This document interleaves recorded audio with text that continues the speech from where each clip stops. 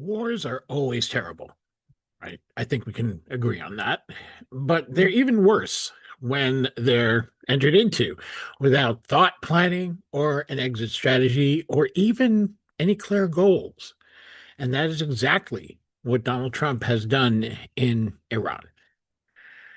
Um, it echoes, of course, the disastrous mistakes of the neoconservatives, but in many ways, it's even worse. Look, the neocons, had had a really dangerous ideology and were misguided on a lot of points, misunderstood the Middle East in a lot of ways, bought into some ideas that were simply wrong, both theoretically and practically on the ground. All of that is true, but they did have a plan. They did have an idea that they were trying to promote. Bad an idea as it was, um, they put it down, the clean break paper in the late 90s, that was published. We all could see it. We saw how they were thinking. They created the Project for a New American Century in order to promote the neoconservative thinking and the ideas that led us into the disastrous war in Iraq. So they had ideas. They were bad ideas, but they had them. It's just not the case now. Um, there is nothing going on here except the need of the moment and the view of an individual and his own personal impetus. You know, Trump himself said, well, I just knew that Iran was going to attack. First of all, he's lying, as we know, but even so, he's trying to sell the idea that he just had a gut feeling that led us into war. I mean, even if you're right, you can't do that on that basis. That is why it's a good idea, actually, that the Constitution gives Congress the power to declare war, not one individual. Um, I laid out in an article that I will link to in the description below why and how Trump got led into this, in my view, by Benjamin Netanyahu, not by Israel, by the way, and not by the so-called Israel lobby or any of that, by Netanyahu himself. This is a very unusual circumstance. Everything about Trump is unusual and basically unprecedented in American presidential history, and I think this is another example of that. This was about, his own needs, his own desires, his own fixation on Iran, which he's had since he got into office. It was the site of Barack Obama's most impressive by far foreign policy accomplishment. And he needed to destroy that, and he still does. The fact that Iran was apparently involved in a plot to assassinate him before he came back for his second term, I think gave him all the personal impetus he needed for this. So I have, and I do think this is actually a personal drive on his part. And one of the reasons is that we don't have those goals. There is no plan here. There is no thinking behind this. There's no plan for the day after in Iran. There's no concept. What will we do? What are we even trying to do? Can we do what we can do? Because U.S. intelligence has tried to tell Trump, and he won't listen, but they have tried to tell Trump that his idea that he can simply kill a bunch of Iranian leaders and that's going to cause the Iranian government to fall was wrong from the get-go.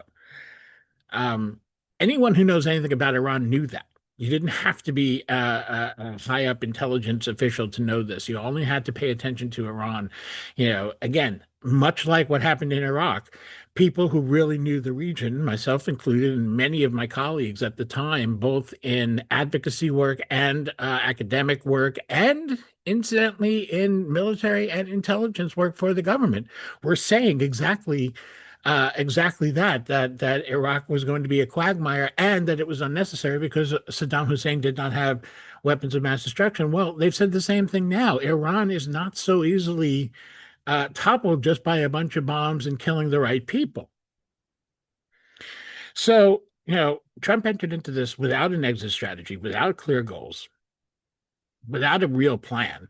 that made it, at least not one that made any sense. And that plan has already failed. It was all dependent on a quick strike and an early victory. That's not happening. That's already done. That ship has sailed. So, um, on the other hand, the other two major countries involved in this, Iran and Israel, both do have goals, real goals that they have planned for and strategized around, and they are pursuing and are moving both of them towards. They are incompatible. Only one of them can achieve their goal, and we'll see which one that is. But they are both moving towards their goals. For Iran, the goal is simply survival. If the Iranian government remains intact, Iran as a country remains whole after this war ends, whenever that may be, they will have won. Period. That's all. That's what they need to do. They will have won. As a result, that's the strategy that they've been pursuing. They're taking actions not because they can beat the the individual militaries of the United States and Israel, let alone the two forces combined. They know they can't do that. But they have pursued a strategy to make the costs of this war so high that that the U.S. and Israel will back off. Really, the U.S., because Israel can't continue without the United States. That they will back off, and the Iranian government will survive. That's their goal. Israel's goal is different. Israel's goal is regime change, and it's not really about what comes next. The difference between Israel and the United States on that point is that the United States doesn't know what will come next. Israel doesn't care. Okay, because either Israel will keep this war going until there's either a government that's willing to accept Israel's terms for peace, that something that looks at least a little bit maybe like what we've seen al-Shara do in Syria, willing to take a lot of crap from Israel, continues to reach out to Israel, wants to establish relations with Israel, basically ignores the entire issue of Palestine. That would be one good outcome for Israel. The other, which is the alternative from their point of view, the alternative is that they'll continue the war until Iran is fractured and essentially a failed state, again, like Syria was for so long, or like Libya has been since we decapitated that government. Either one of those is good for the Israeli government. Obviously, the first one, I think most Israelis would be better off, as long as they don't care about right and wrong. But they'll be in a better security position. But that's not the likely outcome. The more likely outcome, if Israel achieves its goal, is that Iran would be fractured, would essentially be a chaotic area that resembles a larger version of Syria. And that would mean chaos throughout the region. So that's not good for the Israeli people, Jewish, Palestinian, whoever, in Israel. But it is very good for this Israeli government. It is certainly very good for Benjamin Netanyahu. That sort of atmosphere is what is what feeds his stability in office, his ability to keep his office. He thrives on that sort of chaos because it means that the people of Israel are insecure. They're afraid. They are going to vote for him or at least his coalition, rather than an opposition that talks more in terms of diplomacy and a lot of things that Israelis have largely given up on.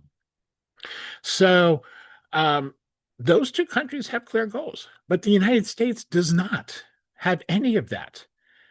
There is, if the Israelis, for example, should get what they want in terms of a friendly government, then that's probably also the best case scenario for the U.S. But that's not something that U.S. tactics are encouraging right now, and I'm going to get to that in a minute. But the way the U.S. has been conducting this war does not lead to that sort of outcome. So the failed state scenario is much more likely, both in general and because of the way the U.S. has been pursuing this war, and Israel. That does not serve U.S. interests in any way. That makes the Middle East more dangerous, more unstable. It makes it a hostile environment for a lot of the investments that Donald Trump has wanted to make in the region.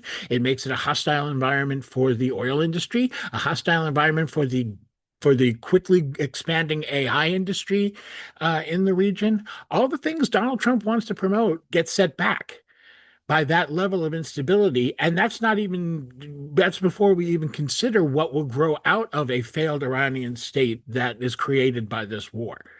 We saw what happened when Afghanistan was destroyed. We saw what happened when Iraq was destroyed. Al Qaeda arose from Afghanistan. ISIL arose from Iraq. These things, this will happen again, and it will happen on a much larger scale. We will birth something that makes ISIL look like nothing if that's what we do to Iran. It is an insane trajectory. Again, that atmosphere does not displease Benjamin Netanyahu, nor does it displease Bezalel Smotrich, or any of the other people in control of Israel right now. That probably does not either displease Naftali Bennett, although he has a little bit more concern about things like corporate interests and stuff, things along those lines. It's not something that seems to have disturbed Yair Lapid or Benny Gantz. So the opposition is more or less on board with this outcome as well, although I don't think they've quite thought it through. Netanyahu certainly has, as have his cronies, and they know exactly what they want. It's good for them. It's not good for anyone else, by the way, again, including the people of Israel. So there's actually, there's more losses here potentially for the United States. A fractured Iran again makes the Gulf more unstable, makes exports of oil more dangerous, therefore more costly, which will benefit Russia, right? As the price of oil goes up, Russia benefits from that. Russia also will benefit from the fact that less oil will be produced from the Middle East region, which will not only drive up prices, but will increase pressure to buy Russian oil, which much of the West is not doing right now because of Ukraine.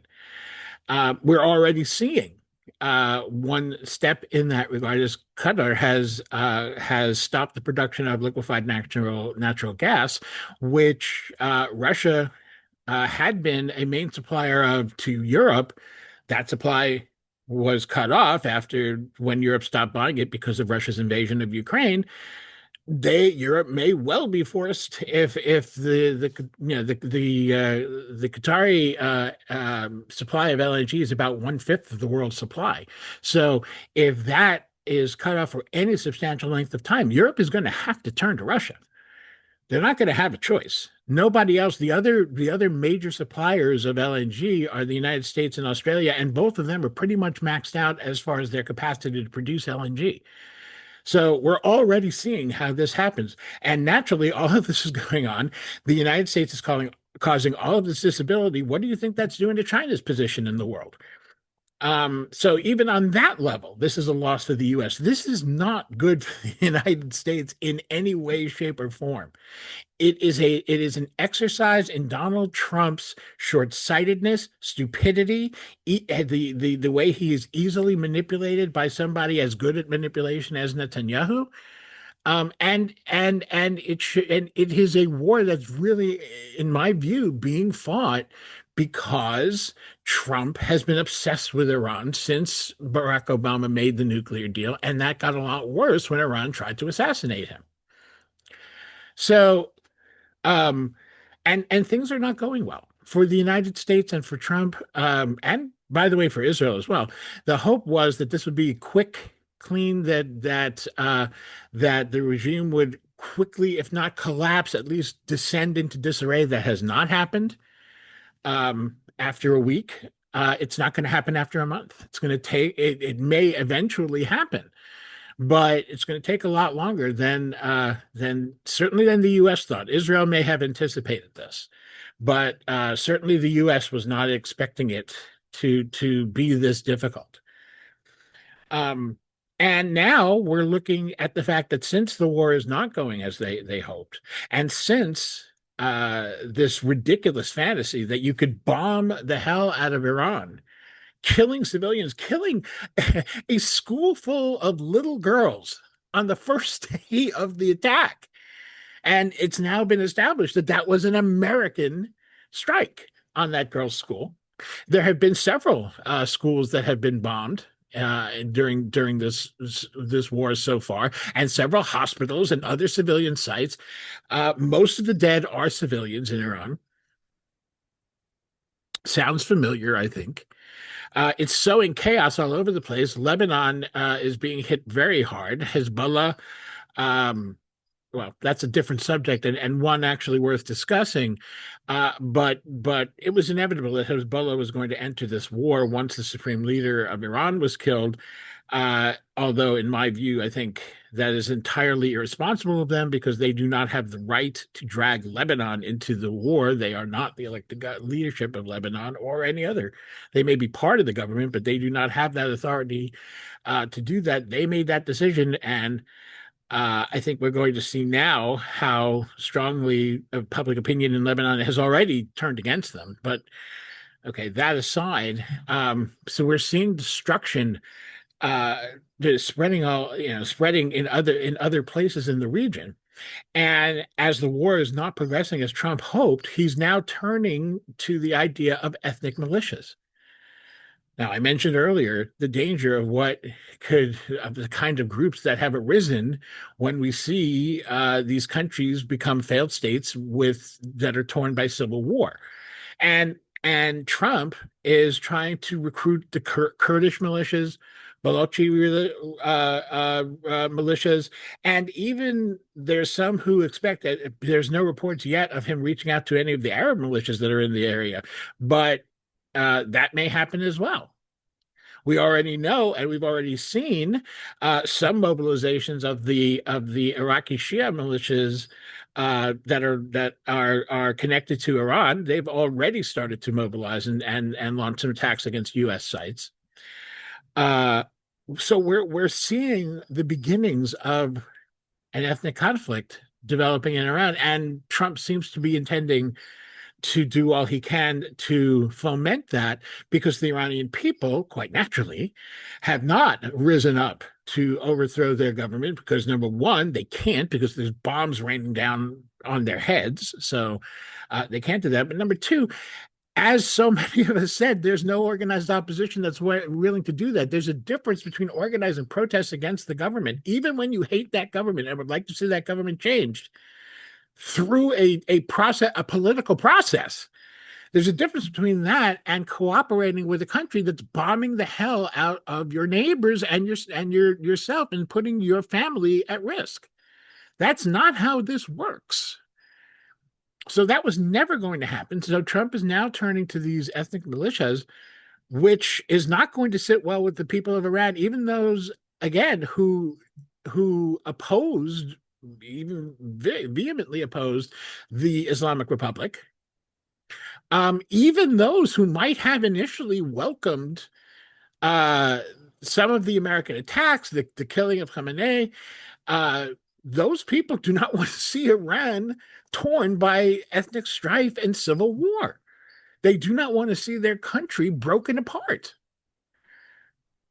So Trump's going to alienate what support he does have and plunge that country into an ethnic conflict, the likes of Syria.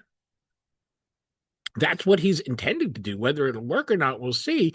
Kurds have the Kurdish some of the Kurdish militias have shown a willingness to potentially work with the U.S. and Israel, but they're not, they haven't completely forgotten the way the United States has in the past left them high and dry, particularly in Iraq, which is where the Iranian Kurdish militias that Trump is trying to recruit are located right now. I mean, it is an absolute mess. And it's an unnecessary one. And I think it's fair to note that in all of this, there's still only been, thankfully, not looking for anyone else to die, but there's still only been, a relatively low number of American casualties. But even one, even one is too much in any circumstance, but certainly when there's no reason for the war. The American soldiers who have died so far and will continue to die um, have been not just have been well have been thoroughly betrayed by their own government, by their own president. They have been sent to their death for no reason whatsoever. And I want to also just end on this one point. You know, there are those out there cheering this on because they think it's good for Israel. It's not good for Israel. It may be good for Netanyahu, maybe good for Bezalel Smotrich, but it's not good for Israel because it is leading Israel into a place of less and less security. It's leading Israel into a place where it's not more likely that other Arab states will normalize relations like Saudi Arabia. It's less likely because they see connecting with Israel as a threat. Okay, connecting they'll maintain relationships with the United States. Again, I have an article about the way the Gulf states may be reevaluating their position. I'll include that in the description as well. Um, the fact is, this is not going to be good for Israeli people, no matter how this ends. Israel will be even more isolated in the region. It will be even more insecure. It will face greater threats than it has in the past from groups like Hezbollah and Hamas. It will face more severe threats than those. So that's good for the Israeli right that thrives on Jewish fear and Israeli terror. It's not good for the regular people of Israel. So, you know, if that's your reasoning for supporting this insanity and this horrible moral disaster, you're barking up the wrong tree on that as well. So I'll leave it there. I'm sure there'll be a lot more to say as time goes on. Uh, and I'll ask you to please support this channel if you can. Up on your screen right now are ways for you to do that. Also in the description, there's a link for you to subscribe to the Cutting Through newsletter and to donate to support Cutting Through. I hope you can. If you can't, do the like, share, subscribe thing. That also helps. And you'll be getting more updates from me very soon.